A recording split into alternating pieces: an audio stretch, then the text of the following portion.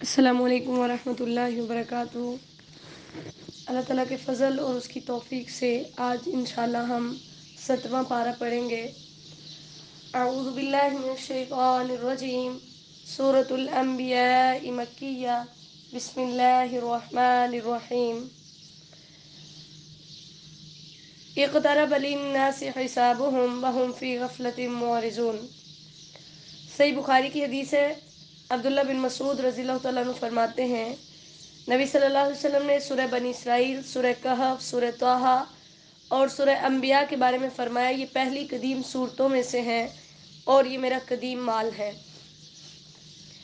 لوگوں کا حساب بہت قریب آ گیا اور وہ بڑی غفلت کے اندر منہ موڑنے والے ہیں۔ لوگوں سے مراد عام ہے، یعنی مسلمان بھی کافر بھی سبھی اس میں شامل ہیں، اور فی غفلت سے مراد نبی صلی اللہ علیہ وسلم نے صحیح بخاری میں اس کی تفسیر کی ہے، غفلت اہل الدنیا، دنیا والوں کی غفلت مراد ہے، یعنی ان کا حساب قریب آ چکا، اس میں دنیاوی حساب محاسبہ بھی مراد ہے اور اخروی بھی، جیسے کفار کا بدر کے دن ہوا، فتح مکہ کی صورت میں ان کا محاسبہ ہوا، ٹھیک ہے، یا اسی طرح ہر انسان کو سال میں 1-2 دفعہ یہ چیز پیش آ جاتی ہے، جیسے سورۃ توبہ میں اللہ نے فرمایا، کیا وہ دیکھتے نہیں کہ ہم سال میں 1 دفعہ یا 2 دفعہ انہیں آزماتے ہیں، ثم لا یتوبون ولا هم یذکرون، پھر نہ تو وہ توبہ کرتے ہیں اور نہ ہی نصیحت حاصل کرتے ہیں۔ اسی طرح دوسرا محاسبہ جو ہے وہ ہے جو مرنے کے بعد ہوگا، ٹھیک ہے، جب اللہ تعالیٰ انسان کی ہر اچھائی اور برائی کا حساب لیں گے۔ اب قیامت کتنی قریب ہے؟ صحیح بخاری کی حدیث ہے، نبی صلی اللہ علیہ وسلم نے فرمایا، میں اور قیامت ان 2 انگلیوں کی طرح قریب قریب بھیجے گئے ہیں۔ آپ نے اپنی شہادت والی انگلی اور اس کے ساتھ بڑی انگلی کو ملایا۔ ما یاتیہم من ذکر من ربہم، آیت نمبر 2 کے اندر اللہ تعالیٰ نے فرمایا، اللہ تعالیٰ کی طرف سے جب بھی کوئی نصیحت آتی ہے، یعنی غفلت کے اندر اس قدر یہ مبتلا ہیں کہ جب بھی کوئی نئی نصیحت آتی ہے، کوئی نیا حکم آتا ہے، نہ اس پر توجہ دیتے ہیں، نہ اس پر غور و فکر کرتے ہیں، بلکہ یہ اپنی جو ہے وہ گمراہیوں کے اندر بھٹکتے رہتے ہیں۔ ذکر میں ربہم سے مراد یہ ہے کہ اللہ تعالیٰ صرف ایسا رب نہیں ہے جو صرف ہمیں پیدا کرتا ہے اور ضروریات زندگی بس مہیا کرتا ہے، بلکہ وہ ہماری اخروی نجات کے لیے بھی جو چیزیں ہماری، جیسے وہ جسمانی ضروریات کو پوری کرتا ہے، اسی طرح وہ ہماری روحانی ضروریات کو بھی پورا کرتا ہے۔ لاہیۃ قلوبہا، آیت نمبر 3 کے اندر اللہ تعالیٰ نے فرمایا، ان کے دل غافل ہو چکے ہیں۔ لہو وہ چیز ہوتی ہے جو انسان کو اس کے ضروری اور اہم کاموں سے کسی اور کام میں مشغول کر دیتی ہے، یعنی ان کے لیے اہم کام یہ تھا کہ وہ اپنی آخرت کی فکر کرتے، جبکہ وہ اس چیز کو چھوڑ کر دنیا کے اندر مشغول ہو چکے۔ وَأَسَرُّوا النَّجْوَىٰ، انہوں نے چھپ چھپا کر باتیں کی، وہ چھپ چھپا کر جو باتیں تھیں وہ ان کی اسلام سے دور کرنے کے لیے، لوگوں کو، نبی علیہ الصلوۃ والسلام کو تکلیف پہنچانے کے لیے اس طرح کی باتیں تھیں، اور وہ چھپ چھپا کر باتیں کیا تھی؟ هَلْ هَٰذَا إِلَّا بَشَرٌ مِثْلُكُمْ، کیا یہ تم ہی جیسا ایک انسان ہے؟ نبی صلی اللہ علیہ وسلم کی نبوت پر کافروں نے 2 طرح کا طعن کیا تھا، ایک یہ کہ آپ بشر ہیں اور بشر نبی نہیں ہو سکتا، یعنی جو انسان ہوتا ہے وہ نبی نہیں ہوتا، جبکہ ہم نے سورہ کہف کی آخری آیت میں بھی پڑھا، اللہ تعالیٰ نے آپ کے منہ سے اقرار کروایا، انما انا بشر مثلکم۔ ہم پچھلے پاروں میں کئی دفعہ یہ بات پڑھ چکے کہ اللہ تعالیٰ نے بار بار اس بات کا اقرار کرایا کہ جتنے بھی انبیاء ہیں وہ سارے انسان تھے۔ دوسرا کفار کا نبی علیہ الصلوۃ والسلام پر یہ طعن تھا کہ قرآن اللہ تعالیٰ کا کلام نہیں ہے بلکہ یہ جادو ہے، اس کا بھی اللہ تعالیٰ نے قرآن پاک کے کئی مقامات پر تذکرہ کیا اور ان کو جواب دیا۔ قال ربی یعلم القول، آیت نمبر 4 کے اندر اللہ تعالیٰ نے فرمایا، تم جو بھی چھپ چھپا کر سرگوشیاں کرو، اعلانیہ کرو، تم کچھ بھی کہو، میرا رب زمین و آسمان کی تمام باتوں کو جانتا ہے۔ بل قالوا اضغاث احلام، آیت نمبر 5، نعوذ باللہ انہوں نے یہ بھی کہا کہ یہ قرآن جو ہے یہ پریشان کن خواب ہے، بل افتراہ، جس کو اس نے خود گھڑ لیا، بل ہوا شاعر، نعوذ باللہ، کبھی وہ کہتے کہ آپ شاعر ہیں، کبھی کہتے یہ قرآن جو ہے پریشان کن خواب ہے، خیالی باتیں ہیں، کبھی کچھ کہتے کبھی کچھ کہتے۔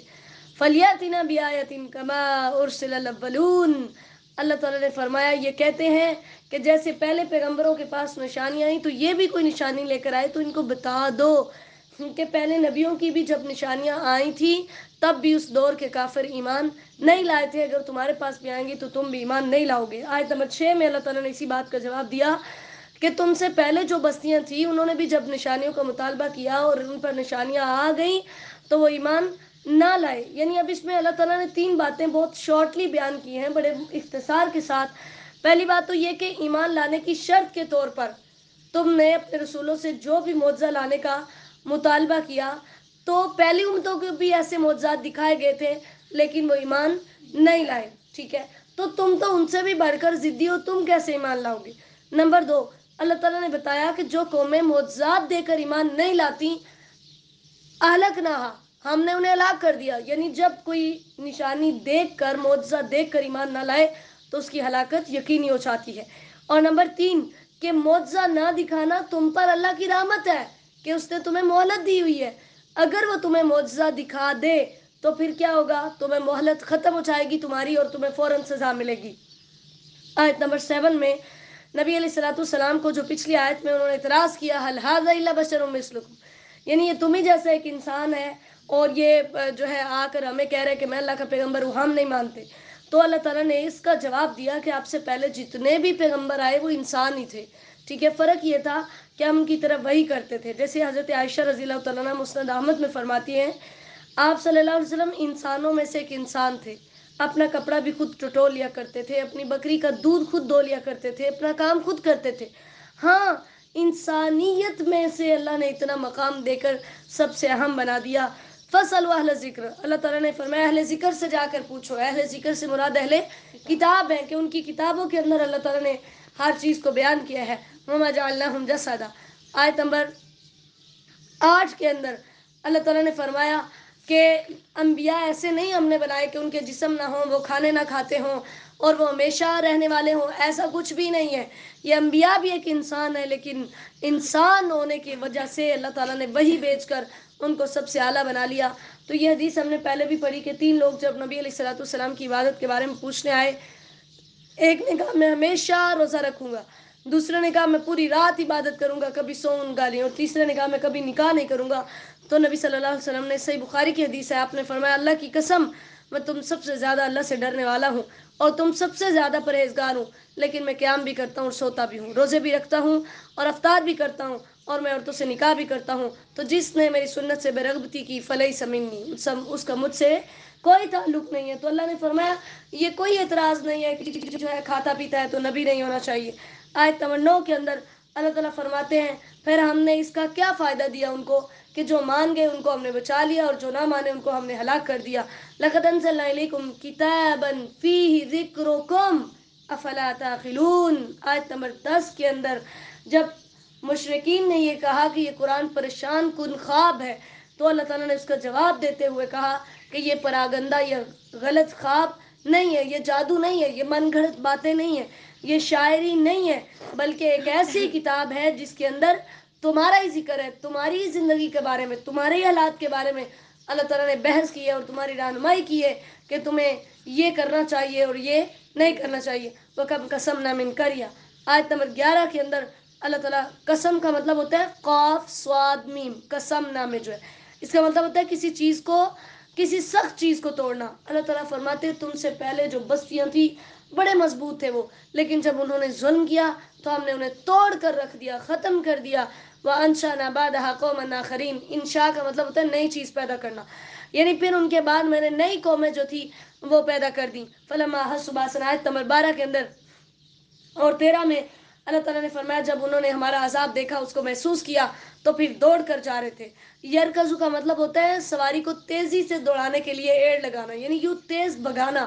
تو اللہ تعالیٰ فرماتے ہیں جب وہ ہمارے عذاب سے بھاگنے لگے تو پھر ہم نے انہیں کہا کہ اب تم بھاگ نہیں سکتے, اب تم اپنے کاموں کا مزہ چکھو. قالوا یا ویلنا انا کنا ظالمین, آیت نمبر 14, پھر اس وقت انہوں نے اپنے اوپر افسوس کیا اور ہمیشہ وہ اپنے آپ کو پر افسوس ہی کرتے رہے, یہاں تک کہ جعلناہم حصیدا خامدین, ہم نے ان کو ایسا بنا دیا کہ وہ بجھے ہوئے تھے, کٹے ہوئے تھے, پھر ان کا کوئی جو ہے وہ اختیار نہیں تھا. وما خلقنا السماء والارض وما بینہما لاعبین, اللہ تعالیٰ نے بہت اہم بات بیان کی کہ تم کیا سمجھتے ہو کہ تمہیں مر کر دوبارہ اٹھایا نہیں جائے گا, تمہارا حساب و کتاب نہیں ہوگا. سن لو, ہم نے زمین و آسمان صرف کھیلنے کے لیے نہیں بنائے, یہ اس لیے بنائے تم اس کے اندر رہو, تم اعمال کرو اور پھر ہم تمہیں دوبارہ اٹھائیں اور تمہاری جزا و سزا کا معاملہ ہو. اللہ تعالیٰ نے فرمایا اگر ہمارا کھیلنے کا ارادہ ہوتا تو ہم کچھ ایسا ویسا کر لیتے، لیکن ہم نے کھیل کے ساتھ ایسا نہیں کیا۔ آیت نمبر 18 بل نقذف بالحق علی الباطل، یعنی یہ دنیا ہم نے اس لیے بنائی کہ ہم حق کے ساتھ باطل کو مٹا دیں، وہ اس کا دماغ پھوڑ کر رکھ دے۔ فَإِذَا هُوَ زَاهِقٌ، وہ جانے والی ہو۔ یدمعو کا مطلب ہوتا ہے کسی چیز کو کا دماغ توڑنا، یعنی اس کی جھلی جو ہے وہ بھی اندر سے پھٹ جائے اور اس کے ساتھ اس کا بالکل خاتمہ ہو جائے۔ تو اللہ تعالیٰ نے اس چیز کا تذکرہ کیا، وَلَكُمُ الْوَيْلُ مِمَّا تَصِفُونَ، اللہ نے فرمایا جو تم باتیں بیان کرتے ہو یہ بہت ہلاکت والی ہے۔ آیت نمبر 19 میں اللہ نے فرمایا تم کیا کرتے ہو، تم میرے ساتھ شریک بنا رہے ہو، تمہیں یہ پتہ ہونا چاہیے زمین و آسمان کا سب کچھ میرے پاس ہے، مجھے تمہاری عبادت کی کوئی ضرورت نہیں ہے۔ جو میرے پاس فرشتے ہیں وہ دن رات میری عبادت کرتے ہیں، کبھی وہ تھکتے نہیں، صبح و شام وہ تسبیحات بیان کرتے ہیں۔ الفطور کا مطلب ہوتا ہے کسی کام سے رک جانا۔ جیسے عبداللہ بن حارث بن نوفل نے کعب احبار سے یہ سوال کیا تھا کہ آپ بتائیں کہ اللہ تعالیٰ نے فرشتوں کے بارے میں فرمایا یسبحون اللیل والنہار لا یفترون، تو کیا انہیں آپس کی بات چیت، پیغمبروں کو وحی پہنچانا اور دوسرے کام تسبیح میں رکاوٹ نہیں بنتے؟ یعنی جب وہ یہ کام کر رہے ہوں تو اس ٹائم بھی ایسا ہوتا ہے کہ وہ تسبیح کر رہے ہوتے ہیں؟ تو انہوں نے کہا کہ اللہ نے ان کے لیے تسبیح کرنا ایسے ہی بنا دیا ہے جیسے کہ تمہارے لیے سانس لینا ہے، جیسے سارے کام کرتے ہوئے تمہیں سانس لینے میں کوئی دشواری نہیں ہوتی، اس طرح انہیں اللہ کی تسبیح بیان کرنے میں کوئی دشواری نہیں ہوتی۔ اَمِتَّخَذُوا آلِهَةً مِنَ الْأَرْضِ هُمْ يُنشِرُونَ، اللہ تعالیٰ نے فرمایا انہوں نے زمین کے اندر ایسے معبود بنا لیے ہیں جو ان کا یہ نظریہ ہے کہ وہ پیدا کریں گے جبکہ وہ پیدا نہیں کر سکتے۔ آیت نمبر 21 کے اندر یعنی اللہ تعالیٰ نے ان کے معبودان باطل کا رد کیا۔ ہم ینشرون کے دو مطلب ہیں، ایک تو اس کا مطلب یہ ہے کہ وہ پیدا کرتے ہیں، دوسرا اس کا مطلب ہے وہ دوبارہ زندہ کریں گے۔ اللہ نے فرمایا ان کے معبودوں کے پاس یہ دونوں طاقتیں ہی نہیں ہیں۔ آیت نمبر 22 بہت اہم ہے، اللہ تعالیٰ نے فرمایا اگر زمین و آسمان کے اندر اللہ کے علاوہ کوئی اور معبود ہوتا لفسدتا، تو ان دونوں کا نظام درہم برہم ہو جاتا۔ جیسے سورہ مومنون اگلے پارے کے اندر ہم پڑھیں گے، اللہ تعالیٰ نے فرمایا اگر میرے علاوہ کوئی اور معبود ہوتا تو سارے اپنا اپنا حصہ لے جاتے، وَلَعَلَى بَعْضُهُمْ عَلَى بَعْضٍ، ایک دوسرے پر زیادتی کرتا، سرکشی کرتا، اس ٹائم زمین و آسمان کا نظام درہم برہم ہو جاتا۔ تو اس لیے اللہ تعالیٰ نے فرمایا فَسُبْحَانَ اللَّهِ رَبِّ الْعَرْشِ عَمَّا يَصِفُونَ، اللہ جو عرش عظیم کا رب ہے وہ ان کے تمام شرکوں سے پاک ہے، اس کو کسی قسم کے شرک کے کسی کی بھی کوئی ضرورت نہیں ہے۔ ٹھیک ہے، تو اللہ تعالیٰ نے یہاں پر بالکل شرک کی نفی کر دی، لا یسأل عما یفعل وہم یسألون۔ آیت نمبر 23 کے اندر اللہ تعالیٰ نے یہاں پر دو باتیں بیان کی، یعنی اللہ کی یہ جو صفت ہے اس کے دو مطلب ہیں، تو یہ کہ ہر چیز کا مالک اور بادشاہ وہی ہے، کسی کی کیا ضرورت ہے کہ وہ اس کے کام کے بارے میں اس سے کچھ پوچھے، اور دوسرے نمبر پر یہ کہ اس کا ہر کام اتنا درست ہے کہ اس کے اندر خامی کی کوئی گنجائش ہی نہیں ہے۔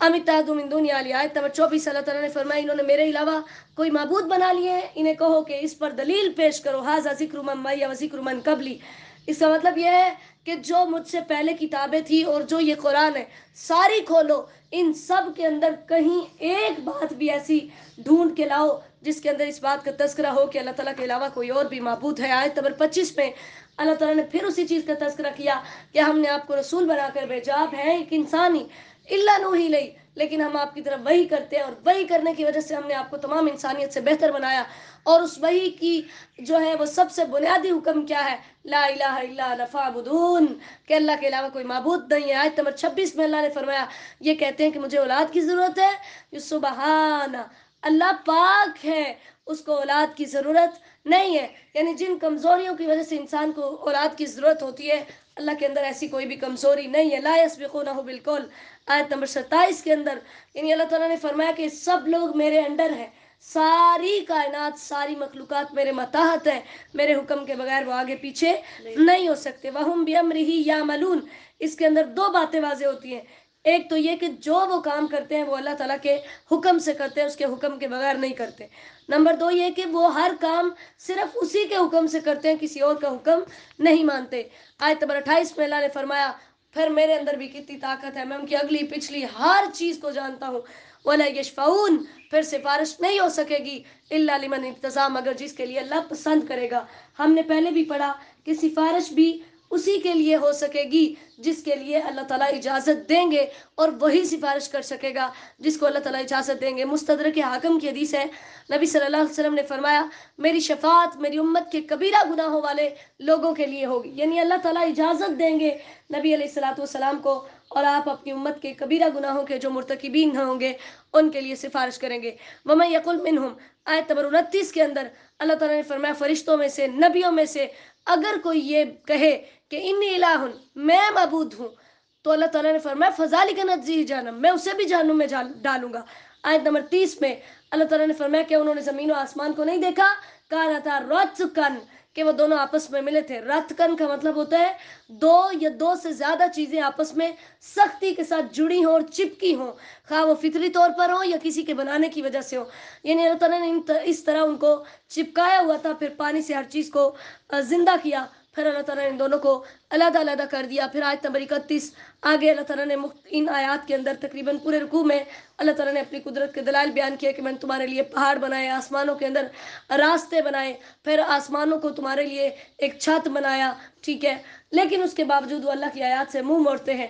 پھر رات اور دن بنائی، چاند اور سورج بنایا، کل فی فلک یسبحون، ہر کوئی اپنے مدار کے اندر تیر رہا ہے۔ فلک اصل میں چرخے کا جو دھاگا بنانے والا وہ تکلا ہوتا ہے نا، اس کے اوپر گھومنے والے گول چمڑے کو کہتے ہیں، کہ وہ کس طرح سے اپنی یعنی ڈائریکشن سے تھوڑا سا بھی ادھر ادھر نہیں ہوتا، اسی طرح اللہ کی جتنی بھی مخلوقات ہیں، کائنات کا جتنا بھی سسٹم ہے، وہ پورا بالکل سیدھا چل رہا ہے۔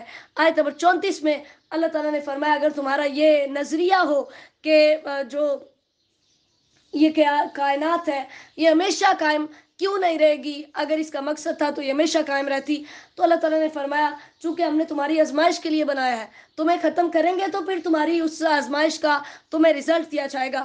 اس لیے نبی صلی اللہ علیہ وسلم نے فرمایا، صحیح بخاری کی حدیث ہے، جو لوگ آج زمین کی پشت پر موجود ہیں، آج سے 100 سال کے سرے پر ان میں سے کوئی بھی باقی نہیں رہے گا۔ أَفَإِن مِتَّ فَهُمُ الْخَالِدُونَ، جو نعوذ باللہ کچھ لوگ یہ بات کہہ کر اپنے آپ کو خوش کیا کرتے تھے کہ محمد صلی اللہ علیہ وسلم جلدی فوت ہو جائیں گے، نعوذ باللہ، اور ہماری جان چھوٹ جائے گی۔ اللہ تعالیٰ نے فرمایا اگر آپ فوت ہو جائیں گے تو کیا یہ ہمیشہ رہیں گے؟ کل نفس ذائقۃ الموت، جو بھی اس کائنات کے اندر آیا ہے اس میں ان کے معبودان باطل کا بھی رد ہے، اللہ نے فرمایا سارے ختم ہو جائیں گے سوائے اللہ کے، وَيَبْقَىٰ وَجْهُ رَبِّكَ ذُو الْجَلَالِ وَالْإِكْرَامِ، صرف اللہ کی ذات باقی رہے گی۔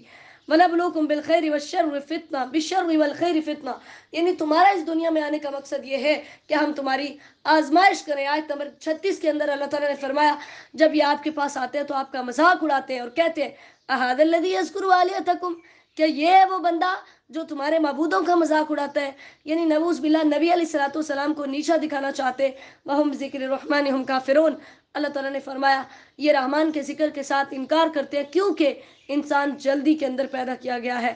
ان قریب میں آپ کو دکھاؤں گا اپنی آیات، پھر آپ جلدی طلب نہ کریں، یعنی جو یہ عذاب کو مطالبہ کر رہے ہیں وہ ان کے پاس آ جائے گا، یہ صبر کریں تھوڑا سا۔ وَيَقُولُونَ مَتَىٰ هَٰذَا الْوَعْدُ، آیت نمبر 38، یہ ان کی ہٹ درمی کی انتہا تھی کہ وہ کہتے ہوتے تھے کہ یہ وعدہ کب آئے گا۔ جو عذاب کا نبی ان کو وعدہ دیتے وہ کہتے جلدی اس کو لے آؤ، لَوْ يَعْلَمُ الَّذِينَ كَفَرُوا۔ آیت نمبر 39 میں اللہ تعالیٰ نے فرمایا جو اس عذاب کو ناممکن سمجھتے ہیں، اس کو جھٹلاتے ہیں، ان کو یہ سن لینا چاہیے جب وہ عذاب آئے گا ان سے پھیرا نہیں جائے گا۔ وَلَقَدِ اسْتُهْزِئَ، آیت نمبر 41، اللہ تعالیٰ نے فرمایا وہ ان کے پاس اچانک آئے گا، پھر ایک مرتبہ بھی ان سے جو ہے وہ رد نہیں ہوگا۔ جیسے نبی صلی اللہ علیہ وسلم نے صحیح بخاری کی حدیث ہے، آپ نے فرمایا قیامت اس حال میں قائم ہوگی کہ دو آدمیوں نے اپنا کپڑا پھیلایا ہوگا، پھر نہ وہ اس کی خرید و فروخت کر سکیں گے نہ اسے لپیٹ سکیں گے، اور قیامت اس حال میں آئے گی کہ آدمی اپنے دودھ والے جانور کا دودھ لائے گا تو اسے پیے گا نہیں، اور قیامت اس حال میں آئے گی کہ وہ اپنے حوض کی لپائی کر رہا ہوگا تو اس میں اپنے جانوروں کو پانی نہیں پلا سکے گا، اور قیامت اس حال میں آئے گی کہ کسی نے اپنے منہ کی طرف لقمہ اٹھایا ہوگا لیکن کھا نہیں سے ایک دم اچانک۔ اور آیت نمبر 41 میں نبی علیہ الصلوۃ والسلام کو حوصلہ دیا کہ آپ پریشان نہ ہو، آپ سے پہلے انبیاء کا بھی جب مذاق اڑایا گیا تو اس عذاب نے آ کر ان کو گھیر لیا۔ قُلْ مَن يَكْلَؤُكُم بِاللَّيْلِ وَالنَّهَارِ، آیت نمبر 42، یکلاؤ کا مطلب ہوتا ہے پہرا دینا، یعنی صبح و شام جو تمہاری حفاظت کرتا ہے۔ اللہ نے فرمایا ان سے پوچھو کون ہے، ام لہم آلہۃ، کیا ان کے کوئی معبود ہیں جو ان کی مدد کرتے ہیں؟ اللہ تعالیٰ نے فرمایا وہ تو اپنی نہیں کر سکتے، ان کی کہاں سے کریں گے؟ اب ان کی عمریں لمبی ہوگی، ہم نے ان کو فائدے دیے، اور یہ اس طرح بھٹک پڑے اور ان کو لگا کہ ہم ہمیشہ رہیں گے. آیت نمبر 45 اللہ تعالیٰ نے فرمایا انما انذرکم بالوحی، آپ ان کو بتا دیجئے میرا کام صرف یہ ہے کہ میں وحی کے مطابق تمہیں ڈراتا رہوں. جو بہرے ہیں میں انہیں سنوا نہیں سکتا، اور جب عذاب کا کوڑا تم پر برسے گا تو اس ٹائم پھر یہ کہیں گے انا کننا ظالمین، کاش کہ ہم اس ٹائم اپنے اوپر افسوس کریں گے اور اظہار کریں گے کہ ہم ہی ظالم تھے. آیت نمبر 47 اللہ تعالیٰ نے فرمایا پھر ترازو رکھا جائے گا اور اس دن کسی پر کوئی ظلم و زیادتی نہیں ہوگی، ہر کسی کو اس کا بدلہ دیا جائے گا، اور زمین و آسمان کے اندر ایک ذرے کے برابر بھی کوئی چیز ہوگی اللہ تعالیٰ اس کو لے آئیں گے. وَكَفَى بِنَا حَاسِبِينَ، اللہ تعالیٰ نے فرمایا ہم حساب لینے کے لیے اکیلے ہی کافی ہیں، ہمیں کسی مددگار کی کوئی ضرورت نہیں ہوگی. آیت نمبر 48 اللہ تعالیٰ نے پھر موسیٰ علیہ السلام کا تذکرہ کر کے نبی علیہ السلام کو تسلی دی پریشان نہ ہو. آپ سے پہلے موسیٰ کے ساتھ بھی ایسے ہی معاملات پیش آئے، ہم نے ان کو جو ہے فرقان کا لفظی مطلب ہوتا ہے حق و باطل کے درمیان جدائی کرنے والا، وضیان روشنیاں دی، نصیحت دی، لیکن وہی حاصل کرتے تھے جو متقی تھے. اور متقی کون ہے؟ جو اپنے رب سے بن دیکھے ڈرتے ہیں، اپنے رب کو دیکھا نہیں. وَهُم مِّنَ السَّاعَةِ مُشْفِقُونَ، قیامت سے بھی ڈرتے ہیں. وَهَذَا ذِكْرٌ مُبَارَكٌ أَنزَلْنَاهُ، ان لوگوں کا رد کیا اور منہ توڑ جواب دیا جو کہتے تھے کہ قرآن اس نے خود بنا لیا.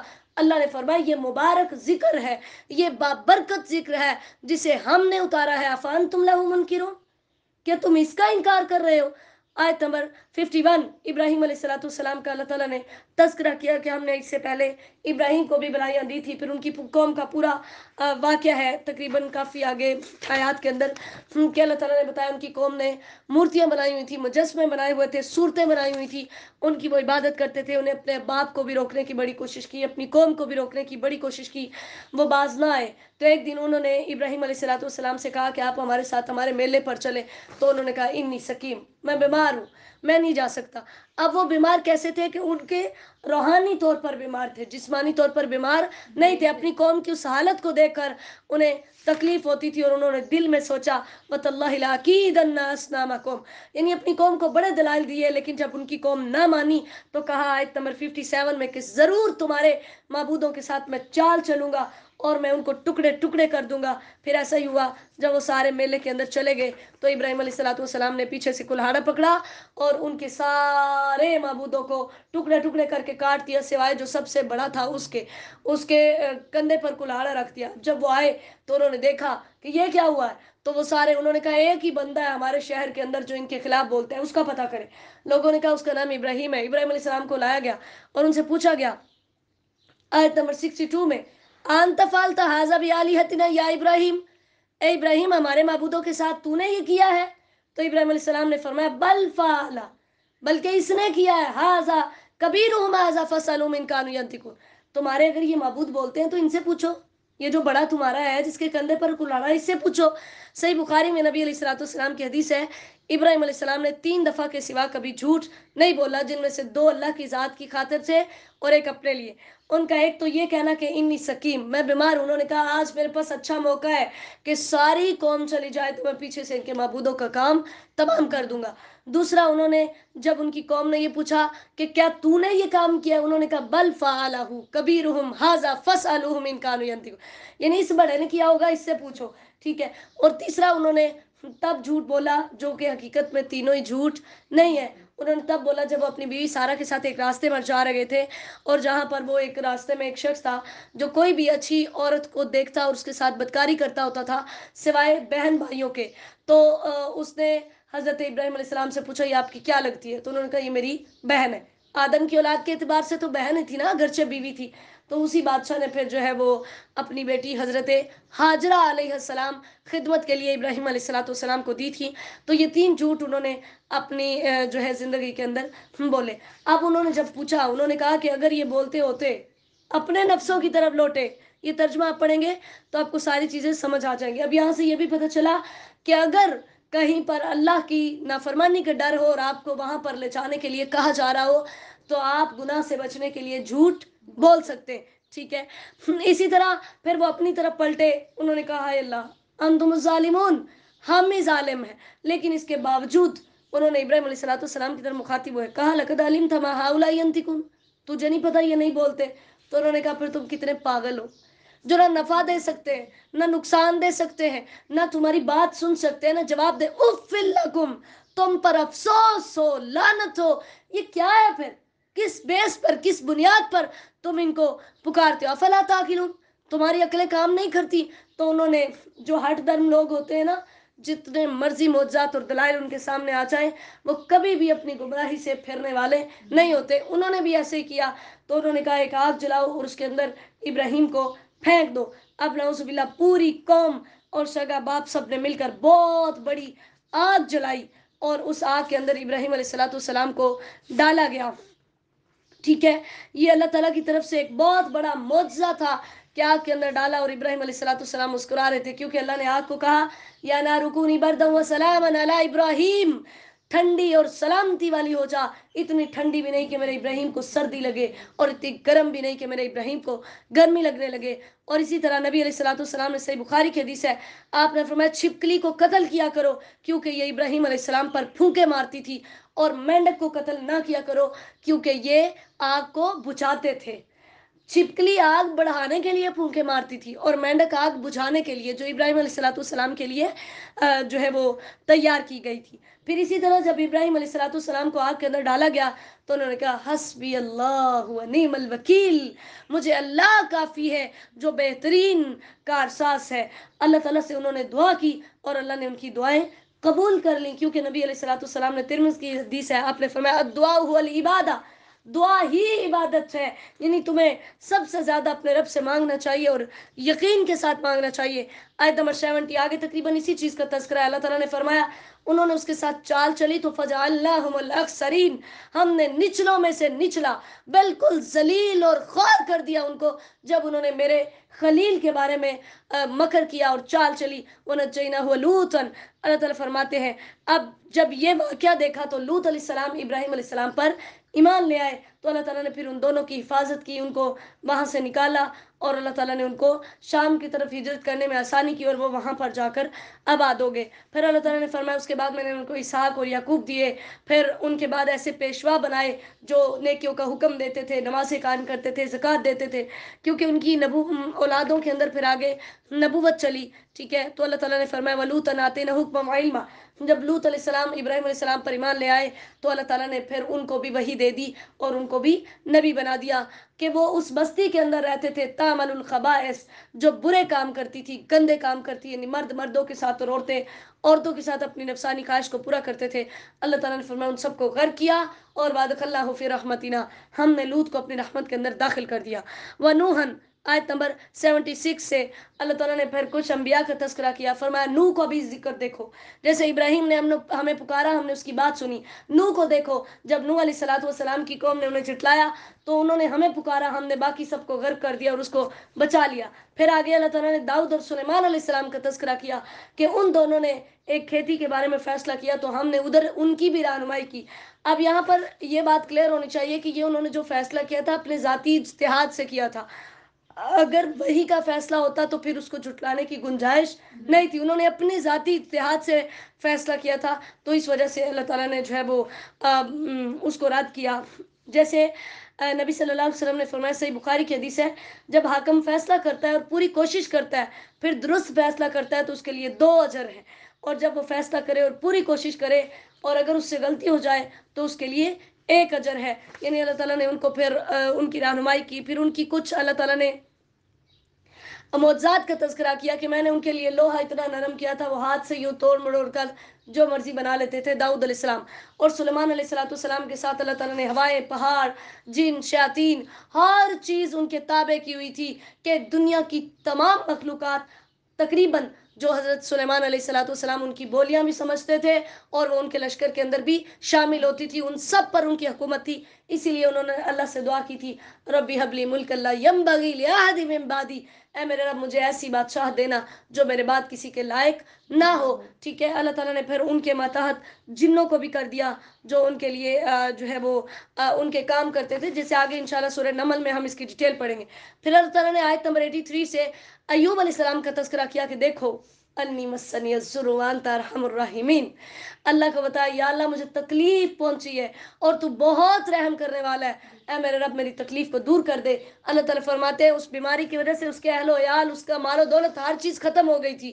پھر جب ہم نے اس کو دوبارہ سے تندرستی دی تو ہر چیز ڈبل ہم نے اسے عطا کی. اور ان کے بارے میں اللہ نے فرمایا قرآن کے دوسرے مقام پر، نعم العبد، وہ ہمارا بہت اچھا بندہ تھا کیونکہ انہوں نے بہت ہی صبر کیا تھا.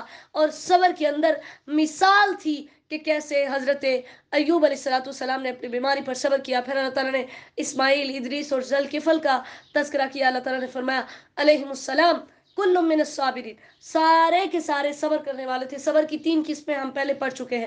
وادخلناہم فی رحمتنا، اللہ تعالیٰ فرماتے ہیں ہم نے انہیں اپنی رحمت میں داخل کیا کیونکہ وہ سب نیک تھے. آیت نمبر 87 کے اندر پھر اللہ تعالیٰ نے ایک اور نبی مچھلی والے ذنون، کس مچھلی کا لقب ہے، اور سوری کس نبی کا لقب ہے، یونس علیہ السلام کا، ذنون. ٹھیک ہے، وہ مچھلی والے تھے کہ اللہ تعالیٰ نے جب وہ اپنی قوم سے ناراض، ہم نے 11ویں پارے میں پڑھا کہ بغیر اللہ کے حکم آئے ہی وہ اپنی قوم سے ناراض ہو کر چلے گئے. کشتی ڈگمگانے لگی، حکم ہوا آپ نیچے چھلانگ لگا دے، تو انہوں نے چھلانگ لگائی. تو اس ٹائم پر اللہ تعالیٰ نے مچھلی کو حکم دیا کہ میرے نبی کو اپنا مہمان بنا لو. تو انہوں نے فنادا فی الظلمات، اندھیروں کے اندر انہوں نے اللہ کو پکارا. وہ اندھیرے سمندر کے، پانیوں کے، مچھلی کے پیٹ کا اندھیرا، یعنی ہر طرف اندھیرا ہی اندھیرا، کہیں پر روشنی کی کوئی کرن نہیں تھی، کوئی امید نہیں تھی. تو اللہ سے دعا کی لا الہ الا انت سبحان، اے میرے رب تو پاک ہے، یا اللہ تیرے سے تو گناہ ہو ہی نہیں سکتا، تو پاک ہے. انی کنت من الظالمین، میں ہی ظالم ہوں، میں نے ہی گناہ کیے. سب سے بہترین یہ دعا ہے، اور اس کے بارے میں حدیث کے میں آتا ہے کہ اس کے ساتھ دعا کی جائے تو اللہ تعالیٰ دعاؤں کو قبول کرتا ہے، کیونکہ اللہ کی وحدانیت کا اقرار ہے کہ یا اللہ تو اکیلا ہے، تو سب سے پاک ہے، تیرے سے تو گناہ ہو ہی نہیں سکتا، جبکہ میں تو گناہوں کا پتلا ہوں، مجھ سے تو غلطیاں ہو جاتی ہیں، یا اللہ تو مجھے معاف کر دے. تو اللہ تعالیٰ نے فرمایا آیت نمبر 88 وَكَذَلِكَ نُنْجِي الْمُؤْمِنِينَ، ہم ایمان والوں کو اسی طرح نجات دیتے ہیں. یعنی ترمذی کی روایت ہے کہ اس کے ساتھ جو بھی مسلمان کوئی چیز اللہ سے مانگتا ہے اللہ تعالیٰ اس کی دعا کو ضرور قبول کرتے ہیں. پھر آیت نمبر 89 میں اللہ تعالیٰ نے زکریا علیہ السلام کا تذکرہ کیا کہ ان کی اولاد نہیں تھی تو انہوں نے اللہ سے دعا کی رب لا تذرنی فردا وانت خیر الوارثین، اے میرے رب مجھے اس زمین پر اکیلا نہ چھوڑنا، مجھے وارث چاہیے، تو بہترین وارث بنانے والا ہے. اللہ تعالیٰ فرماتے ہیں ہم نے اس کی دعا بھی قبول کی اور اس کو یا عطا کیا. یعنی اللہ تعالیٰ نے فرمایا انہم کانوا یسارعون فی الخیرات، ایک تو ان کی دعاؤں کے قبول ہونے کا سبب یہ تھا کہ وہ نیکیوں کے اندر جلدی کرتے تھے. اگر ہم بھی چاہتے ہیں ہماری دعائیں جلدی قبول ہوں تو ہمیں نیکیاں کرنی چاہیے. اور نمبر 2 وَيَدْعُونَنَا رَغَبًا وَرَهَبًا، امید اور ڈر دونوں کے ساتھ وہ ہمیں پکارتے تھے. یہ یقین بھی تھا کہ ہمارا رب ہماری دعا قبول ضرور کرے گا، اور ڈر بھی تھا کہ کہیں ہماری کسی نافرمانی کی وجہ سے ہماری دعا رہ نہ جائے. وَكَانُوا لَنَا خَاشِعِينَ، اور وہ ہم سے ڈرتے تھے. یعنی اگر ہمیں یہ ضرورت ہے کہ ہماری دعائیں قبول ہوں تو ہمیں 3 کام کرنے ہیں. نیکیوں کے اندر جلدی کرنی ہے، اللہ کو خوف اور امید کے ساتھ پکارنا ہے، اور نمبر 3 اللہ تعالیٰ کے سامنے جھک جانا ہے، عاجزیاں کرنی ہے.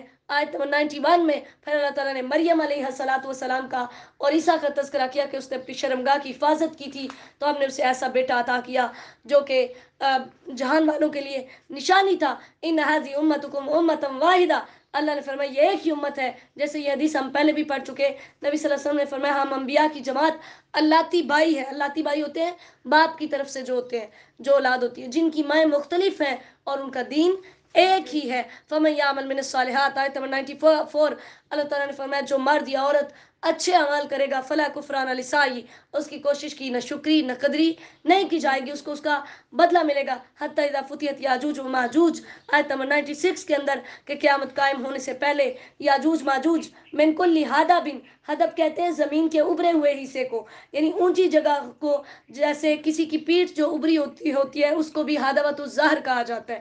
ابری ہوئی چیز کو حدب کہتے ہیں کہ وہ وہاں سے آئیں گے، ہر اونچان سے وہ دوڑے ہوں گے. اور یہ قیامت کی 10 نشانیوں میں سے ایک بڑی نشانی ہے کہ نبی علیہ السلام نے فرمایا धुआं होगा, दज्जाल आएगा, दाबतुल अर्ज, जमीन से एक जानवर निकलेगा, फिर सूरज मगरिब से तुलू होगा, ईसा अलैहिस्सलाम का नुज़ूल होगा, याजूज माजूज आएंगे और तीन खसूफ होंगे, यानी तीन दफा जमीन में दंसाया जाएगा, एक मशरिक में, एक मगरिब में और एक जजीरा अरब में। फिर आखिरकार यमन से आग निकलेगी जो लोगों को उनके हशर की जगह जगह की तरफ हाँ कर ले जाएगी। फिर याजूज माजूज को खोला जाएगा, ठीक है, और उस वक्त जो है वो हर बुलंदी और हर बस्ती पर छा जाएंगे, किसी में उनके मुकाबले की ताकत नहीं होगी। सही मुस्लिम की हदीस है। वक्त रबल वादुल हक, आयत नंबर 97 में अल्लाह ने फरमाया कि ये सच्चा वादा करीब आ चुका है। उस टाइम पर लोगों की निगाहें झुकी होंगी, खुली रह जाएंगी, ये जालिम थे। नबी सल्लल्लाहु अलैहि वसल्लम ने सही मुस्लिम की हदीस से आपने फरमाया क़यामत उन लोगों पर कायम होगी जो अल्लाह की मखलूक में से बदतरीन लोग होंगे, वह जाहिलियत वालों से भी बदतर होंगे, और अल्लाह ताला से जो भी मांगेंगे अल्लाह उन्हें वो चीज़ दे देगा। इसलिए अल्लाह से हमेशा यही दुआ करनी चाहिए कि हमारे रब हमें क़यामत की अल्लाह की उससे पहले ही अपने पास बुला लेना। अल्लाह ताला ने फरमाया आयत नंबर 98, इन्नकुम वमा ताबुदून मिन दूनिल्लाहि हसबु जहन्नम, अल्लाह ने इंतहाई तजलील की कि तुम भी और जिनको तुम अल्लाह के अलावा पूछते हो वो सारे जहन्नुम के अंदर जाएंगे। अगर ये सच्चे माबूद होते माँ वारदूहा तो जहन्नुम के अंदर कभी भी दाखिल ना होते, ये जहन्नुम में दाखिल होंगे। इसकी ये दलील है कि वो बिल्कुल भी सच्चे माबूद नहीं है। लहुम फिया ज़फ़ीर, आयत नंबर 100 के अंदर हम पहले भी पढ़ चुके कि ज़फ़ीर जो है गधे की जो शुरू वाली चीखने की आवाज़ होती है उसे कहते हैं, और शहीद जो उसकी बाद वाली आवाज़ होती है। अल्लाह ताला ने फरमाया जो नेकियां करेंगे उन्हें हम अच्छे बदले देंगे। ला यस्माउना हसीसाहा, के जन्नत के अंदर उनको एक नेमत ये मिलेगी कि जहन्नम की हल्की से हल्की महसूस होने वाली जो आवाज़ है वो भी वहाँ पर उनको नहीं पहुँचेगी, और उनको बड़ी घबराहट जो है वो गमगीन नहीं करेगी। क़यामत, बड़ी घबराहट से मुराद क्या है? क़यामत के उस टाइम पर उनको कोई परेशानी नहीं होगी, क्योंकि उनको बता दिया जाएगा कि आज मौत को भी ज़बह कर दिया गया और तुम हमेशा जन्नत के अंदर रहोगे। यौम नत्वी समा, आयत नंबर 104, अल्लाह ताला ने फरमाया हम आसमान को इस तरह लपेटेंगे जैसे लिखने वाला रजिस्टर को लपेट लेता है। जैसे कुरान पाक के दूसरे मकाम पर अल्लाह ताला ने फरमाया बस समावातु मतविय्यातुम बियमीनी, आसमान उसके दाएं हाथ के अंदर लपेटे हुए होंगे। यानी अल्लाह ताला ने यह बताया कि जब जमीन और आसमान का ये हाल होगा तो तुम्हारा क्या हाल होगा। जैसे सही बुखारी की हदीस है, बेशक अल्लाह ताला क़यामत के दिन तमाम ज़मीनों को मुट्ठी में ले लेगा और तमाम आसमान उसके दाएं हाथ में होंगे। कमा बदाना अव्वल खल्क़िन नुईदु, जैसे हमने पहली मर्तबा पैदा किया था उसी तरह हम दोबारा लौटाएंगे। नबी सल्लल्लाहु अलैहि वसल्लम ने फरमाया ऐ लोगो तुम अपने रब की तरफ इस हाल में उठाए जाओगे कि तुम नंगे पाँव, नंगे बदन और बगैर खतरे के होगे। इसी तरह ज़मीन में आए थे ना दुनिया में, और इसी तरह तुम्हें वापस लौटाया जाएगा। वलक़द कतबना फ़ी ज़बूर मिन बादि ज़िक्र, आयत नंबर 105 में अल्लाह ताला ने फरमाया नसीहत के बाद हमने ज़बूर के अंदर भी ये बात लिखी थी कि अगर कोई हमारी नसीहत को कबूल कर लेगा तो इस ज़मीन का जो वारिस बनेगा वो नेक लोग ही होंगे। ये कुरान में अल्लाह ताला ने कई मकामात पर इस चीज़ को बयान किया है। जैसे नबी सल्लल्लाहु अलैहि वसल्लम ने, अबू दाऊद की हदीस है, अल्लाह ताला ने मेरे लिए ज़मीन तय कर दी तो मैंने उसके मशरिक और मगरिब देख लिए, और मेरी उम्मत की बादशाहत वहाँ तक पहुँचेगी जहाँ तक वो मेरे लिए ज़मीन लपेटी गई, और मुझे सुर्ख और सफ़ेद यानी सोना और चांदी दो ख़जाने दिए गए। इन्न फ़ी हाज़ा लबलागन लिक़ौमिन आबिदीन, अल्लाह ताला ने फरमाया इबादत करने वाली कौम के लिए इसके अंदर नसीहतें हैं। आयत नंबर 107, हमने आपको तमाम जहान वालों के लिए रहमत बनाकर भेजा, यानी आपकी रहमत इंसानों के लिए भी उतनी ही थी और जानवरों के लिए भी उतनी थी। ऐसी कई तारीख की किताबें भरी पड़ी हैं जिनके अंदर नबी अलैहिस्सलाम की रहमत का तज़किरा है। वक्त की किल्लत के पेश नज़र हम उन चीज़ों को अभी नहीं देख सकते कि अल्लाह ताला ने नबी अलैहिस्सलाम को सबसे ज़्यादा रहीम बनाकर भेजा, और हुक्म क्या दिया कि अन्नमा इलाहुकुम इलाहुन वाहिद, तुम्हारा माबूद एक है, अगर तुम मान लोगे तो तुम्हारा फ़ायदा है, क्योंकि अल्लाह तुम्हारी ज़ाहिरी पोशीदा तमाम बातों को जानता है। क़ाल रब्बि हुकुम बिल हक़, आयत नंबर 112, ए मेरे नबी कह दीजिए, नबी सल्लल्लाहु अलैहि वसल्लम ने फरमाया रब्बि हुकुम बिल हक़, ए मेरे रब तू हक के साथ फैसला फरमा। व रब्बुना रहमानुल मुस्तान वला मा तसिफून, जो ये बातें बयान करते हैं अल्लाह के बारे में, कुरान के बारे में, अंबिया के बारे में, हक को जुटलाने के बारे में, उस पर है हमारे रब हम तुझसे मदद मांगते हैं, तू ही बेहतरीन मदद करने वाला है। सूरतुल हज मदनिया, बिस्मिल्लाहिर रहमानिर रहीम, या अय्युहन्नासु तक़ू रब्बकुम, अल्लाह ताला ने यहाँ पर काफरों, मुसलमानों, जिन्नों, इंसानों सबको इकट्ठा मुखातिब किया। ए लोगो اپنے رب سے ڈر جاؤ، تقوی اختیار کرو، کیونکہ تقوی کا لفظی معنی ہوتا ہے بچنا، ڈرنا. تو جس سے انسان ڈرتا ہے اس سے بچتا بھی ہے. ٹھیک ہے، تو اللہ تعالیٰ نے فرمایا ڈر جاؤ، کیونکہ قیامت کا زلزلہ شیء عظیم، بہت بڑی چیز ہوگی. ساعہ کا مطلب ہوتا ہے ایک گھڑی، ایک لمحہ. قیامت کو بھی ساعتن اس لیے کہتے ہیں کہ وہ ایک لمحے کے اندر آ جائے گی. اور وہ دن کتنا ہولناک ہوگا. دودھ پلاتی اپنے دودھ پلاتے بچے کو بھول جائے گی، حاملہ عورت اپنا حمل گرا دے گی، اور سب لوگ اتنے بے ہوش ہوں گے کہ جیسے وہ سارے نشے کی حالت میں ہیں، جبکہ وہ نشے کی حالت میں نہیں ہوں گے. جیسے نبی صلی اللہ علیہ وسلم نے اس موقع پر آپ نے فرمایا کہ اللہ تعالیٰ فرمائیں گے آدم، وہ عرض کریں گے اے میرے رب میں حاضر ہوں، ساری بلائی تیرے پاس ہے. اللہ تعالیٰ فرمائیں گے آگ والی جماعت نکال کر دو. وہ کہیں گے وہ آگ والی جماعت کون سی ہے؟ اللہ تعالیٰ فرمائیں گے ہر 1000 میں سے 999.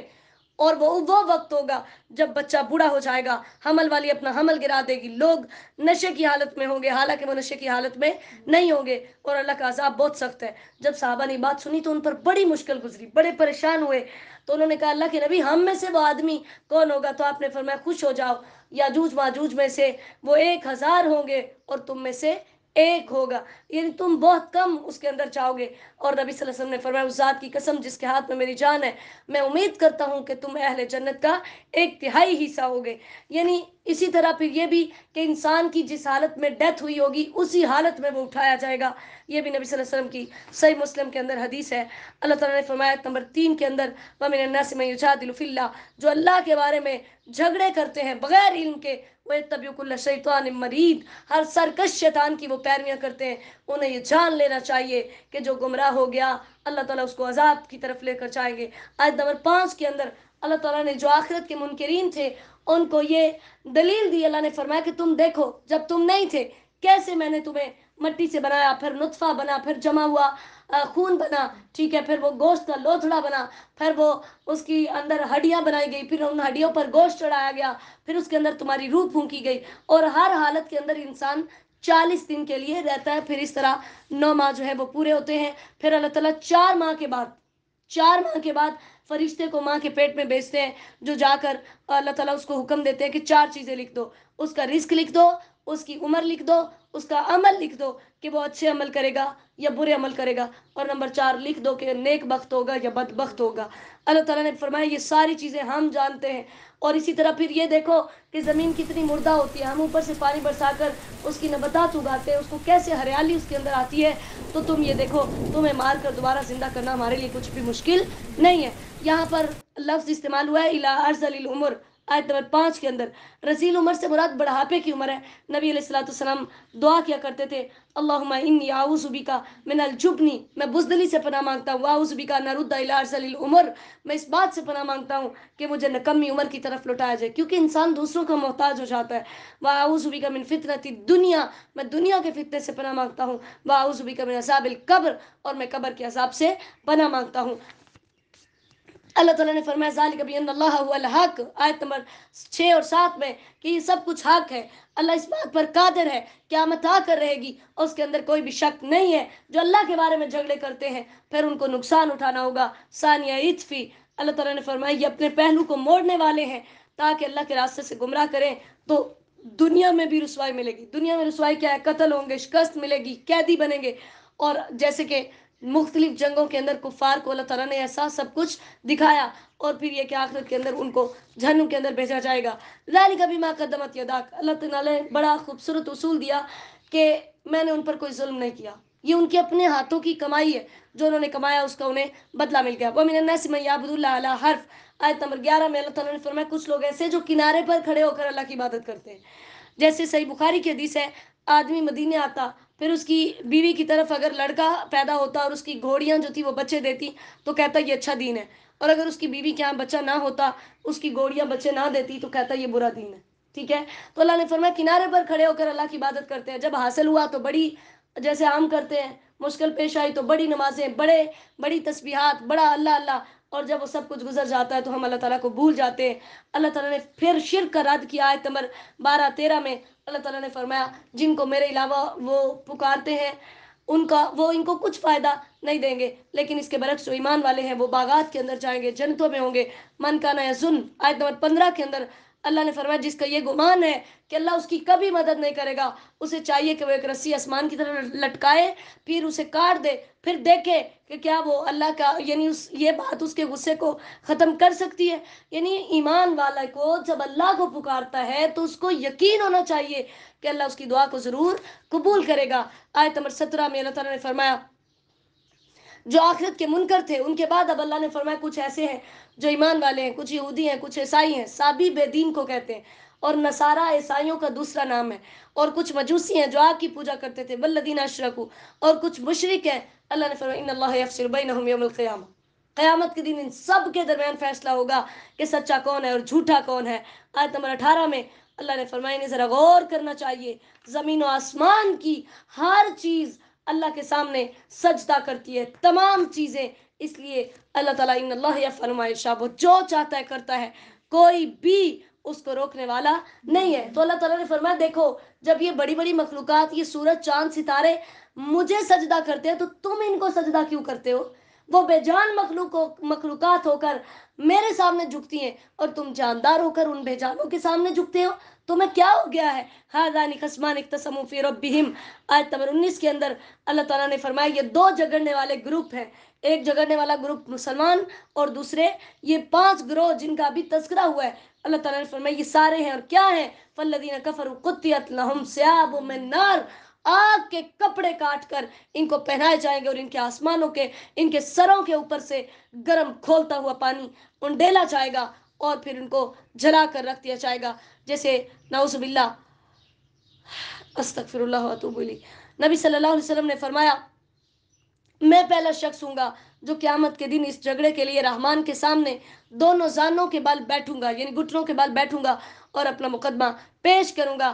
پھر ان کو جیسے ہم نے پیچھے بھی پڑھا نا، گندک کی قمیصیں پہنائی جائیں گی، اور ان کے چمڑوں کی جو چربی ہوگی وہ پگھلا دی جائے گی، اوپر سے گرم پانی ڈالا جائے گا۔ وَلَهُمْ مَقَامِعُ مِنْ حَدِيدٍ، پھر لوہے کے ہتھوڑے ہوں گے جن کے ساتھ ان کو مارا جائے گا، اور پھر اس قدر شدید عذاب ہوگا، نیچے سے آگ ہوگی، اوپر سے گرم پانی انڈیلا جا رہا ہوگا، ہتھوڑے مارے جا رہے ہوں گے، استغفر اللہ واتوب الیہ، اور نکلنے کا ارادہ کریں گے لیکن نکل نہیں سکیں گے۔ اللہم لا تجعلنا منہم۔ آیت نمبر 23 میں اللہ نے فرمایا اس کے برعکس جو اپنا آپ میرے سپرد کر دے گا، اچھے اعمال کرے گا، اسے سونے کے کنگن پہنائے جائیں گے، ریشمی لباس پہنائے جائیں گے، اور وہ ان باغات کے اندر ہمیشہ رہے گا۔ اللہم اجعلنا منہم۔ اسی لیے نبی صلی اللہ علیہ وسلم نے فرمایا حریر کہتے ہیں خالص ریشم کو جو مردوں کے اوپر حرام ہے، صحیح بخاری کی حدیث ہے، آپ نے فرمایا جس شخص نے دنیا میں ریشم پہنا وہ آخرت میں ہرگز ریشم کو نہیں پہن سکے گا، یعنی مرد کے لیے سونا بھی حرام ہے دنیا کے اندر اور ریشم بھی حرام ہے۔ آیت نمبر 24 وَهُدُوا إِلَى الطَّيِّبِ مِنَ الْقَوْلِ، اللہ تعالیٰ فرماتے ہیں پاکیزہ بات کی طرف ان کی رہنمائی کی گئی۔ وہ پاکیزہ بات کیا ہے؟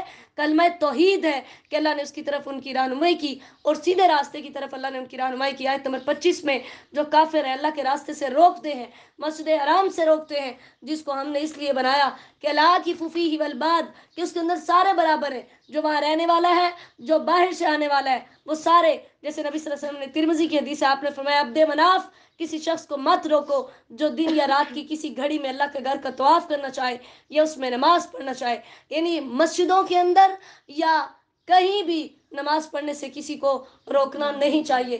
آج ہم نے کیا کیا؟ فرقہ واریت کی پلیٹیں مسجد کے اوپر لگا دی، جس کی وجہ سے کوئی اہل حدیثوں کی مسجد میں جاتا ہے وہ اس کو بتاتے ہیں اس طرح نماز پڑھو، اس کو دوسری دفعہ اتفاق ہوا تو وہ دیوبند کی مسجد میں چلا گیا، انہوں نے کہا اس طرح پڑھو، تیسری دفعہ اتفاق ہوا بریلوی کی مسجد میں چلا گیا، اس نے کہا اس طرح پڑھو، تینوں کا مختلف ہو گیا جب طریقہ، تو وہ کہتا ہے اللہ حافظ میں پڑھتا ہی نہیں۔ آج اسلام سے جتنے بھی لوگ دور ہیں فرقہ واریت کی وجہ سے دور ہیں، اللہ تعالیٰ نے یہ مسجدوں سے روکنے کا ایک ذریعہ ہے کہ پلیٹیں لگا دیں کہ یہاں پر صرف اسی فرقے کا بندہ آ سکتا ہے، کوئی دوسرا نہیں آ سکتا۔ اللہ تعالیٰ ہم سب کی اصلاح فرمائے۔ اور پھر یہاں سے یہ بھی ثابت ہوتا ہے کہ جیسے کچھ ممنوع اوقات ہیں نا جن میں ہم نماز نہیں پڑھ سکتے، یعنی جب سورج طلوع ہو رہا ہوتا ہے، غروب ہو رہا ہوتا ہے، ٹھیک ہے، فجر اور عصر کے بعد، تو مسجد حرام کے اندر یعنی ایسی کوئی بھی چیزیں اس وقت میں بھی طواف کرنا اور نماز پڑھنا جائز ہے۔ وَمَن يُرِدْ فِيهِ بِإِلْحَادٍ، اللہ تعالیٰ فرماتے ہیں اگر اس میں کوئی کجروی اختیار کرنا چاہے گا، کوئی مسجد حرام کے اندر آ کر کوئی ایسا کام کرتا ہے جو یہاں پر کرنا جائز نہیں ہے، تو اللہ تعالیٰ فرماتے ہیں ہم اسے دردناک عذاب چکھائیں گے. یعنی وہاں پر وہ حرم کے جانوروں کو ذبح کرنے لگ جاتا ہے، اس کے درختوں کو کاٹنے لگ جاتا ہے، کسی کی گم شدہ چیز کو اٹھا لیتا ہے. ٹھیک ہے، ایسا کوئی بھی وہ کام کرتا ہے تو اس کو پھر دردناک عذاب چکھایا جائے گا. آیت نمبر 26 میں ابراہیم علیہ السلام کو اللہ تعالیٰ نے جگہ دی، مقرر کیا اور ان کو حکم دیا کہ آپ میرے گھر کو طواف کرنے والوں کے لیے، قیام کرنے والوں کے لیے، رکوع اور سجود کرنے والوں کے لیے اس گھر کو پاک کیجئے. جیسے صحیح بخاری کی حدیث ہے کہ ابراہیم علیہ السلام جو تھے پہلے ایک اونچی جگہ پر انہوں نے جو ہے وہ خانہ کعبہ ابراہیم علیہ السلام سے پہلے ایک اونچی جگہ پر تعمیر کیا ہوا تھا. پھر اللہ تعالیٰ نے فرمایا تو فرشتے نے اس سے کہا تم ضائع ہونے سے مت ڈرو، کیونکہ یہاں اللہ کا گھر ہے، یہ لڑکا اور اس کا باپ اسے بنائے گا اور اسے اللہ اس کے رہنے والوں کو ضائع نہیں کرے گا. تو اللہ تعالیٰ نے پھر ان دونوں کو حکم دیا، انہوں نے طواف کا مطلب ہوتا ہے چکر لگانا، کسی چیز کے گرد گھومنا. ٹھیک ہے، تو اللہ تعالیٰ نے ان کو حکم دیا، انہوں نے پھر خانہ کعبہ کو تعمیر کیا اور بتوں کی گندگی سے اس کو پاک کیا. وَأَذِّن فِي النَّاسِ بِالْحَجِّ آیت نمبر 27 کے اندر اللہ تعالیٰ نے حکم دیا کہ لوگوں کو کے اندر حج کا اعلان کیجیے. حج کا لفظی معنی ہوتا ہے قصد کرنا، یعنی اللہ کے گھر کا قصد کرنا، اور اصطلاحی معنی ہوتا ہے کہ اس نیت کے ساتھ کہ وہاں پر جا کر قولی، بدنی اور مالی عبادات، یعنی زبان کے ساتھ بھی ذکر کریں گے، مال بھی لگائیں گے اور اپنے جسموں کو بھی وہاں پر خرچ کریں گے. اللہ تعالیٰ نے فرمایا آپ اعلان کیجئے لوگ چلتے ہوئے آئیں گے. من کل فج عمیق، فج سے مراد ان جو راستے ہیں جو دور دراز کے راستے ہوں گے، وہاں سے لوگ پیدل ہو کر، سوار ہو کر آئیں گے. اور آج ایسا ہی ہے کہ ہم ہر وقت وہاں جانے کے لیے تڑپ رہے ہوتے ہیں. آیت نمبر 28 لیشهدوا منافع لهم، یعنی جب لوگ پیدل یا سوار ہو کر حج کے لیے آئیں تو وہاں پر ان کو بہت زیادہ فوائد حاصل ہوں گے. اصل فائدہ تو عبادت تھا نا، لیکن عبادت کے ساتھ ساتھ ان کو دنیاوی فوائد بھی حاصل ہوتے. جیسے نبی صلی اللہ علیہ وسلم نے ترمذی کی حدیث سے آپ نے فرمایا مسلسل حج اور عمرے بار بار کیا کرو، کیونکہ یہ فقر اور گناہوں کو اس طرح دور کرتے ہیں جس طرح بٹی لوہے اور سونے چاندی کے میل کچیل کو دور کر دیتی ہے.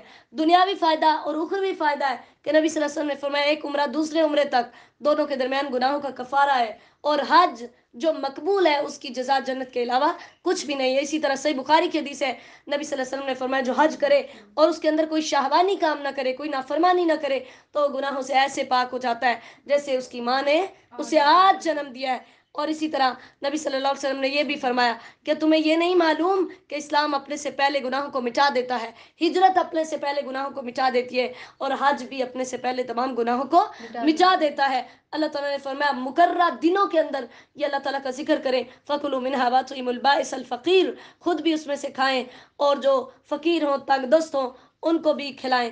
اسی طرح نبی صلی اللہ علیہ وسلم سے یہ بھی پوچھا گیا تھا حج کے اندر سب سے افضل چیز کون سی ہے؟ آپ نے فرمایا لبیک کے ساتھ آواز کو بلند کرنا اور قربانی کرنا.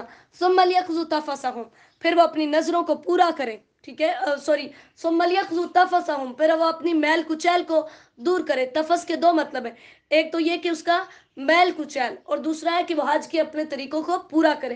یعنی دونوں کام انہیں کرنے چاہیے کہ ایک تو میل کچیل دور ہوتی ہے، ناخن کاٹنے ہوتے ہیں، بال کتروانے ہوتے ہیں، ٹھیک ہے، غسل کرنا ہوتا ہے، اچھے کپڑے پہننے ہوتے ہیں. پھر اسی طرح جب اس کے اندر نیکیوں والے کام کرنے ہیں تو انسان گناہوں سے بھی پاک ہو جاتا ہے. وَلْيُوفُوا نُذُورَهُمْ، اپنی نظریں پوری کرے. یعنی اگر کسی نے پہلے فرضی حج کیا ہوا ہے تو پھر دوبارہ وہ نظر مانتا ہے کہ میں حج کروں گا تو وہ نفلی حج ہے، اس کو چاہیے کہ وہ اس کو پورا کرے، اعتکاف کرے، قربانیاں کرے، صدقہ کرے، نمازیں پڑھے.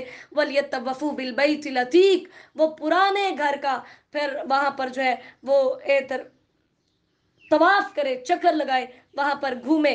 آیت نمبر 30 میں اللہ نے فرمایا ذالک، یعنی یہ حکم ہی ہے کہ جو بھی اللہ کی حرمتوں کی تعظیم کرے گا یہ اس کے لیے بہتر ہے. اور اللہ نے یہ بھی حکم دیا کہ جب تم وہاں آ جاؤ فاجتنبوا الرجس من الاوثان، بتوں کی گندگیوں سے پرہیز کرو. واجتنبوا قول الزور، اور جھوٹی باتوں سے پرہیز کرو. یعنی حرم کے اندر آ کر تمہیں یہ کام نہیں کرنے چاہیے. جو اللہ کی شاعر کی، جو اللہ کے چیزوں کی تعظیم کرتا ہے، آیت نمبر 32 میں فَإِنَّهَا مِن تَقْوَى الْقُلُوبِ، یہ دلوں کا تقوی ہے اور ایسے لوگوں کو فائدہ حاصل ہوگا.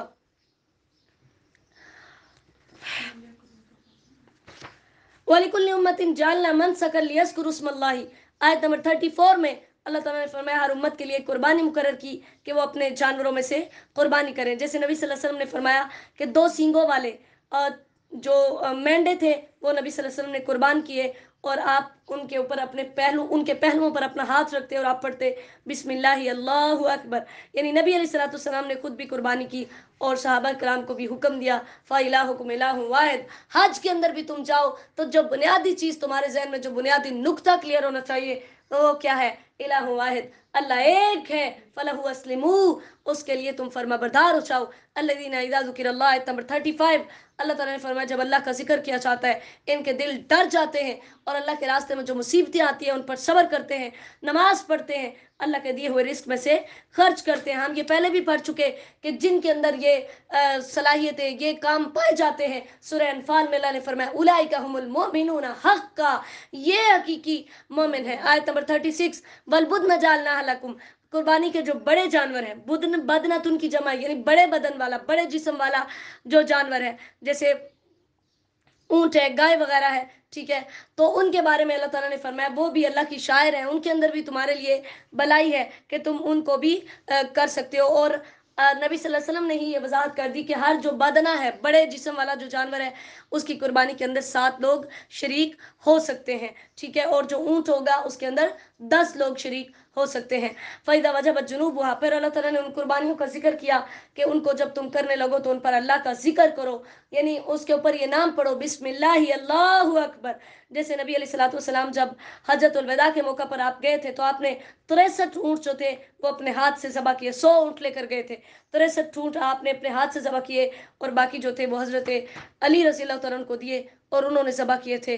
تو نبی صلی اللہ علیہ وسلم نے یہاں پر یہ حکم دیا فَإِذَا وَجَبَتْ جُنُوبُهَا، فرمایا کہ اللہ تعالیٰ نے، صحیح مسلم کی حدیث ہے، تم پر ہر چیز میں احسان یعنی اچھا سلوک کرنا فرض کیا ہے۔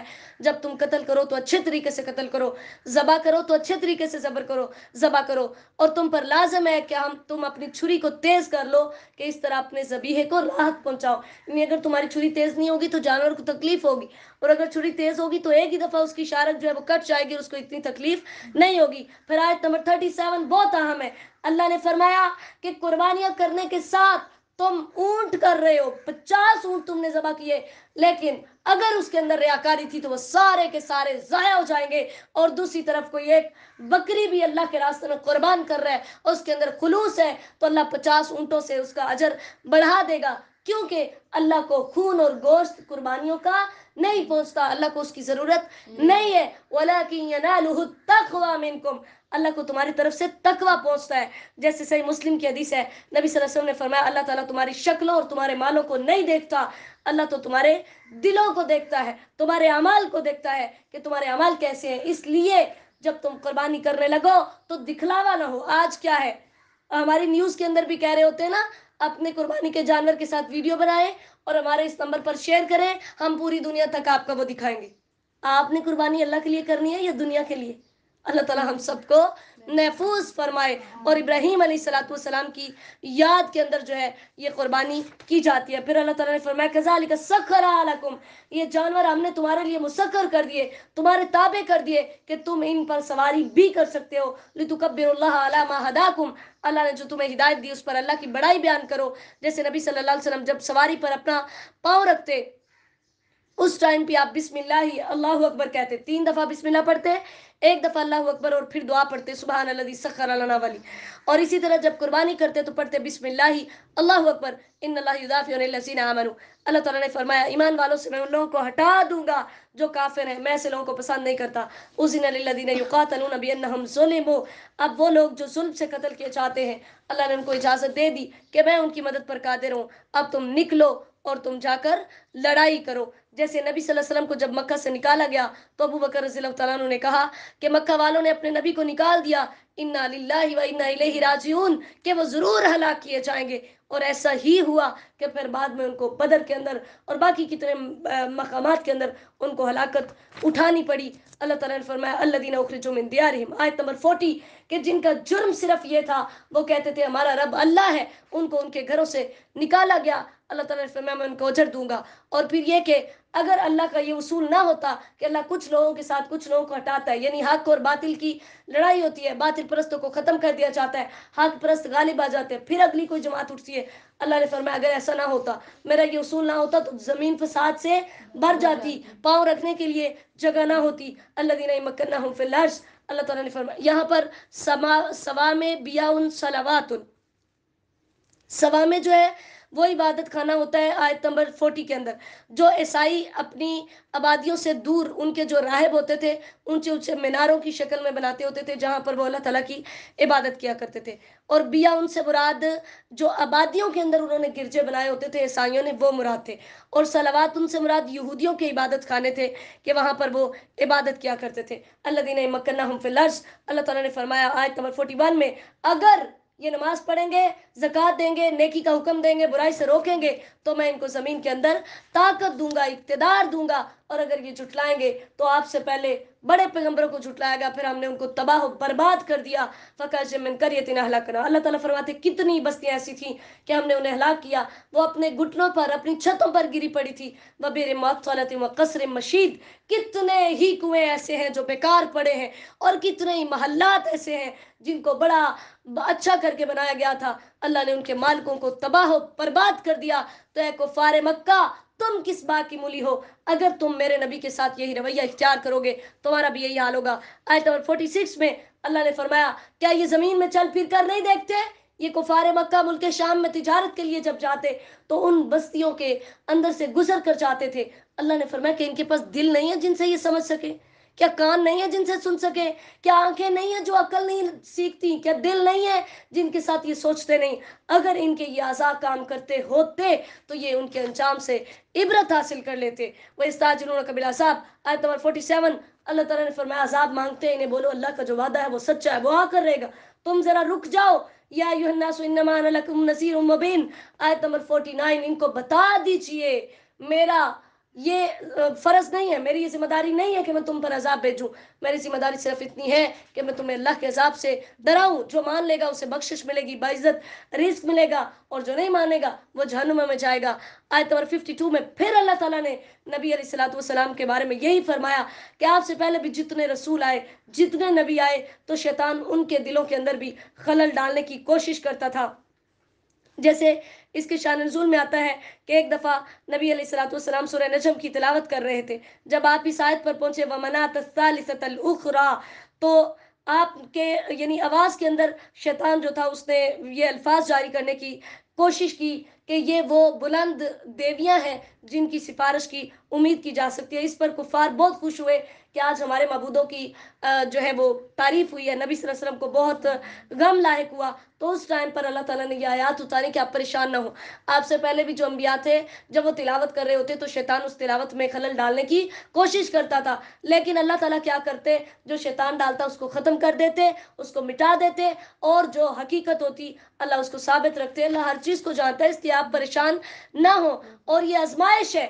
اللہ نے فرمایا یہ جو آپ کی زبان سے الفاظ نکلے ان لوگوں کی آزمائش ہے جن کے دلوں کے اندر بیماریاں ہیں، کفر کی، نفاق کی، والقاسیۃ قلوبہم، اور جن کے دل سخت ہیں۔ مرض ان سے مراد منافق ہے، اور قاسیۃ قلوبہم سے مراد پکے کافر ہیں کہ ان کے دل بالکل سخت ہو چکے ہیں۔ اللہ تعالیٰ نے فرمایا نمبر 55 میں، یہ ہمیشہ قیامت کے بارے میں شک میں رہیں گے یہاں تک کہ ان کو بانجھ کر دینے والا عذاب پکڑ لے گا۔ بانجھ وہی عورت ہوتی ہے جس کی طرف اولاد دی ہوتی ہے، یعنی وہ ہر طرح کی خیر سے آری ہوتی ہے۔ تو اللہ تعالیٰ نے فرمایا اس دن جو عذاب آئے گا وہ بھی ایسا ہی ہوگا۔ الملک یومئذ للہ، اس دن ساری بادشاہت اللہ تعالیٰ کے پاس ہوگی۔ اللہ تعالیٰ خود بول بول کر فرمائیں گے این ملوک الارض، زمین کے بادشاہ کہاں ہیں؟ این الجبارون، این المتکبرون، جو دنیا میں اپنے آپ کو بڑا سمجھتے تھے آج وہ کہاں ہیں؟ کوئی جواب نہیں دے گا۔ تو اللہ تعالیٰ فرمائیں گے للہ الواحد القہار، آج بادشاہت میری اکیلے کی ہے۔ تو اللہ نے فرمایا اللہ ان کے درمیان قیامت کے دن فیصلہ کرے گا، ایمان والوں کو نعمتوں والی جنتوں میں بھیجے گا اور کافروں کو رسوا کن عذاب میں بھیجے گا۔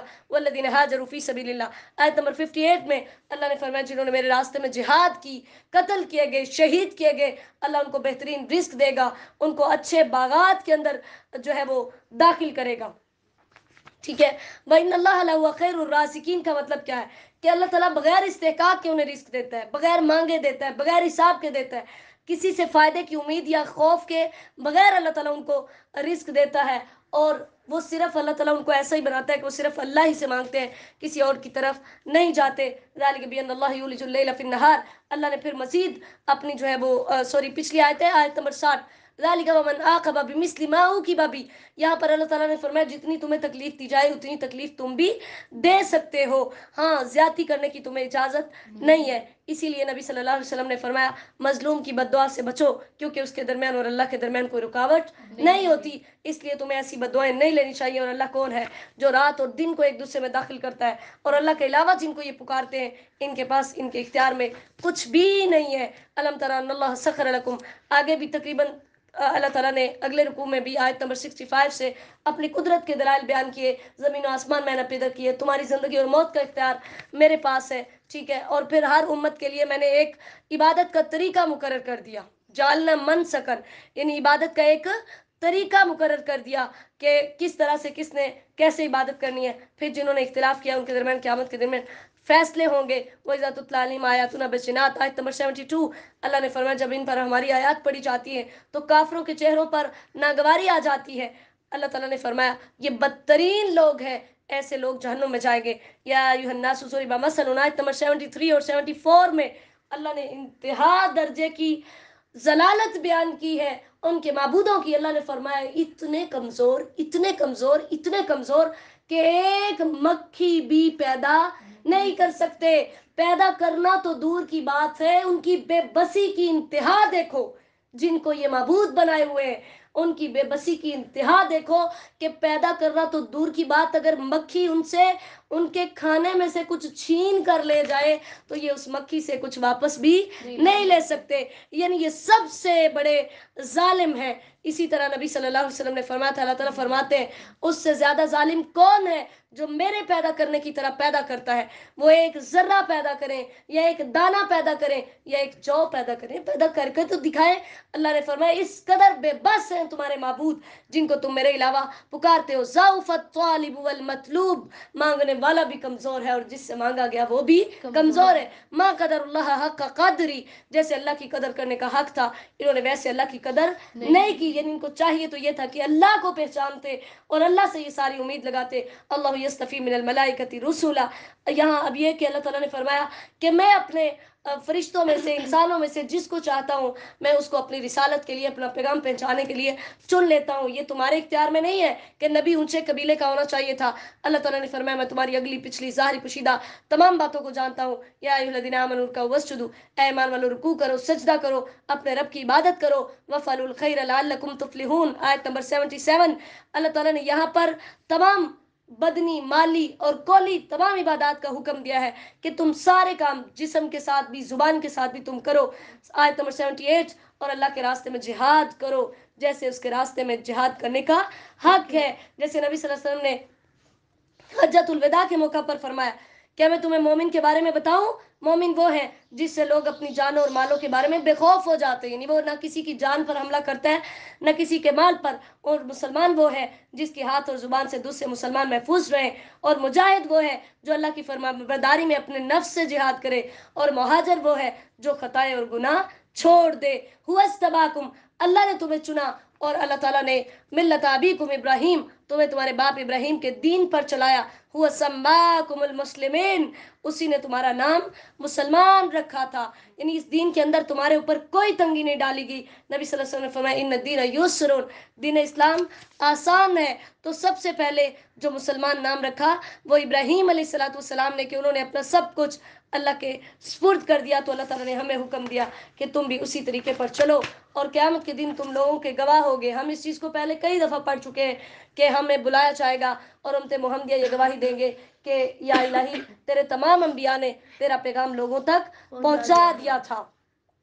فاقیموا الصلاۃ وآتوا الزکاۃ، تم نمازیں پڑھو، روزے رکھو اور زکوٰۃ دو. واعتصموا باللہ، اور اللہ کو مضبوطی سے تھام لو. یعنی اللہ تعالیٰ نے جو تمہیں احکامات دیے ان پر عمل کرو.